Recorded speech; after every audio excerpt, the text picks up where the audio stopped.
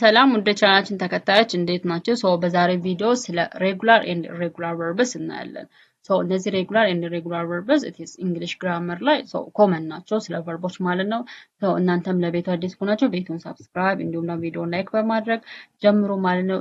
ቀጥታ ወደ ትምህርቱ what are regular and irregular verbs? Regular verbs ማለት are a verbs follow a fixed rule when we change them into the past tense and past participle. ስለዚህ regular verbs ማለት ወደ past tense እና ወደ past tense እና ወደ past participle verbs በመንቀየርባቸው ጊዜ fixed የሆነ ወይም ደግሞ ቋሚ የሆነ ህግ የሚከተሉ ከሆነ it is regular verbs ይባላሉ። These regular verbs it is follow different rules የተለያዩ ሩሎችን ይከተላል። አንደኛው ሩል it is add ed or d to the base verb። አንደኛው ሩል ed ወይም ደግሞ ed or d to the base verb add እናደርጋለን ማለት ነው። ed or d. For most of the verbs we add ed or d. ለምሳሌ base verb play ከሆነ past participle past tense it is played ይሆናል ed add እናደርጋለን ማለት ነው። and past participle also it is played ይሆናል ed add እናደርጋለን ማለት ነው። work worked worked clean cleaned cleaned open opened opened. ስለዚህ for most of the verbs for most of the regular verbs we add ed or d ነው አድ የምናደርገው ማለት ነው። ስለዚህ regular verbs past participle እና past tenseአቸው it is the same ነው ማለት ነው። ምንም ልዩነት የለውም። play ከሆነ played played ነው የሚሆነው። work ከሆነ worked worked ed ed ነው የሚጨምረው ማለት ነው። example ስናይ in a sentence I play football ከሆነ ወደ past tense ስንቀይረው I played ፉትቦል yesterday ትላንትና ኳስ ተጫውቼ ነበረ። ስለዚህ it is past tense ይሆናል ማለት ነው። I have played football I have played football ኳስ ተጫውቻለሁ it is ምን ሆነ ማለት ነው? it is past participle ይሆናል ማለት ነው። spelling rules for regular verbs ስለዚህ regular verbዎችን በምንጠቀምበት ጊዜ spelling rules አሉ ወይም ደግሞ ህጎች አሉ። for most or for most verbs we add ed normally ed add እናደርጋለን። ለምሳሌ walk ከሆነ walked ed jump ከሆነ jumped ed ነው add እናደርገው ማለት ነው። if the verbs ends e and add d ስለዚህ ቨርቦቹ በኢ የሚጨርሱ ከሆነ ለምሳሌ ላቭ የሚለው ነገር it is end with e ነው አይደለ? ስለዚህ በቫውል ቨርቦች የሚጨርሱ ከሆነ ሲምፕሊ አድ የምናደርገው ዲን ብቻ ነው ማለት ነው። ዲን ብቻ ነው አድ የምናደርገው። ለምሳሌ ላቭ ከሆነ ላቭድ we add d and live ከሆነ lived we add d ስለዚህ ዲ ብቻ። ስለዚህ ቨርቦቹ በኢ ሳውንድ የሚጨርሱ ከሆነ we add ዲን ብቻ ነው አድ የምናደርገው ማለት ነው። and the consonant plus y ከሆነ ደግሞ ኮንሶናንት ፕላስ ዋይ ከሆነ ደግሞ ዋይን ወደ አይ እንቀይርና ፕላስ ኢድ እናደርጋለን ማለት ነው።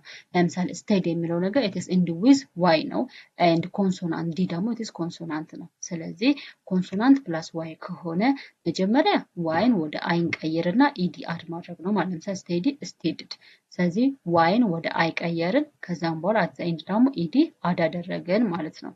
and carry it is r is a consonant ነው then r the consonant plus y ደግሞ ሲሆን yን ወደ አይ እንቀይርና ኢዲ መጨመር ነው ማለት ነው። ስለዚህ carried ይሆናል ማለት ነው።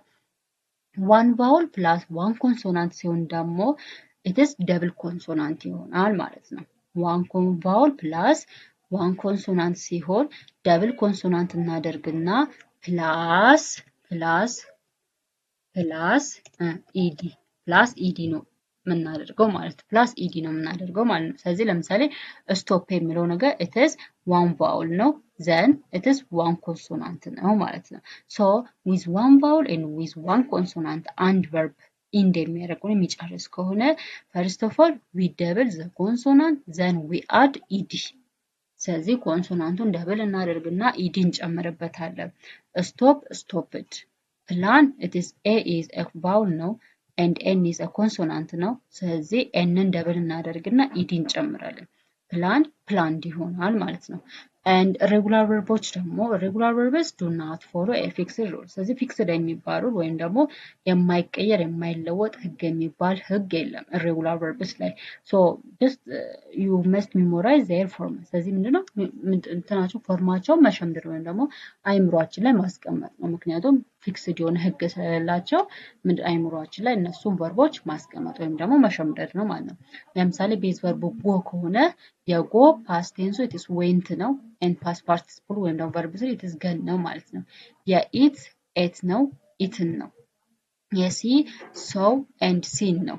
የሲ ሰው and so it ate and eaten ነው and see saw and seen ነው take talk and taken ነው come came and come ስለዚህ it's the base verb and the past participle of came it is ተመሳሳይ ነው ነገር ግን past tense ግን it is come ደግሞ ይለያል ማለት ስለዚህ it is just irregular verbዎችን ሜሞራይዝ ማድረግ ወይም ደግሞ አይምሮ ውስጥ ማስቀመጥ ነው እንጂ ሌላ ፊክስድ የሆነ ህግ የላቸውም።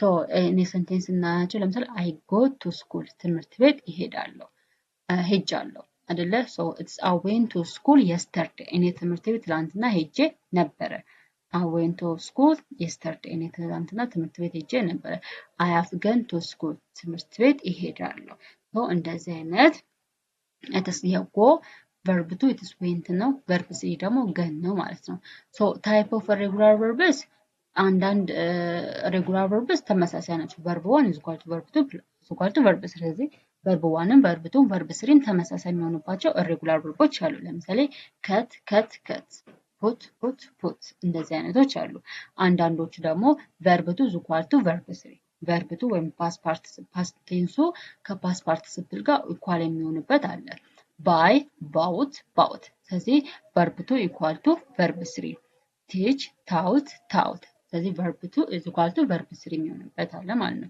and አንዳንዶቹ ደግሞ verb 1 verb 2 verb 3 ደግሞ different የሚሆንበት አለ verb 1 verb 2 verb 3 different የሚሆንበት አለ ለምሳሌ go it is a base verb ነው went past tense ነው and gone ደግሞ it is past participle ነው ማለት ስለዚህ go went gone it is different ነው ሁሉ and see saw seen it is different ነው ሁሉ ማለት ነው so it is let's see some examples in ለምሳሌ I dash play football yesterday እኔ ትናንትና ኳስ ተጫውቼ ነበር so a play የሚለው ነገር regular verb ነው so regular verb ከሆነ ደግሞ we add ed ነው የምንጨምረው ማለት ስለዚህ play played ይሆናል ማለት ነው and she dash go to school yesterday she dash go to school yesterday ስለዚህ go የሚለው ነገር it is a regular verb ነው so regular verb ከሆነ እና ደግሞ yesterday የሚለው it is indicate past tense ነው so past tense ከሆነ የgo past tense is went ነው ስለዚህ she went to school yesterday ይሆናል ማለት ነው they have dash finished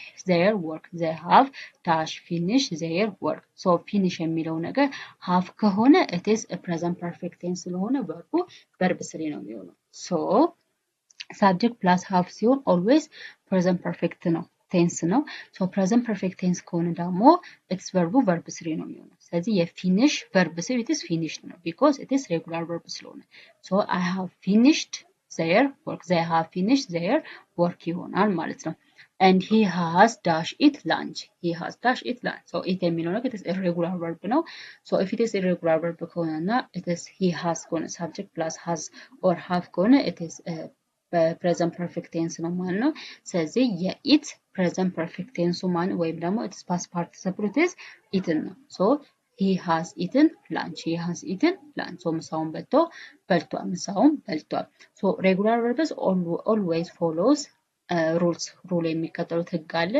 and add ed based on the rules አይደለ ለምሳሌ one vowel plus one consonant ከሆነ ኮንሶናንቱን ደብል እናደርግና ኢዲን አድ እናደርገው ስለዚህ በሩሎቹ መሰረት ወይም ደግሞ በህጎቹ መሰረት ሬጉላር ቨርቦችን ሸምድዷቸው and irregular verbዎች ደግሞ ህግ ስለሌላቸው no rules ስለዚህ just memorize ስለዚህ ህግ ስለሌላቸው ሜሞራይዝ እነሱ መሸምደድ ነው ሬጉላር ቨርቦች ግን ህግ ስላላቸው ህጉን ብቻ መሸምደድ ነው ህጉን ብቻ ካወቃችሁ ለመስራት በጣም ነው ቀላል ነው ማለት ስለዚህ አንድ ህግ አለ ሁለት አለ ሶስት አለ አራት ስለዚህ በትንሹ አራት ህጎች አሉ እነሱን ህጎች ይዋችሁ ለምሳሌ for normal verbs we add ed ነው በቀላሉ ed ነው አድ እናደርገው ነገር ግን is the verbs in this e በe የሚጨርሱ ቨርቦች ከሆኑ በe የሚጨርሱ ቨርቦች ከሆኑ add ed ዲም ብቻ ነው አድ የምናደርገው ማለት ነው and if it is consonant plus y ከሆነ ግን ቨርቡ ለምሳሌ በኮንሶናንት plus y ከሆነ ለምሳሌ d it is a consonant ነው y ደግሞ አለ ስለዚህ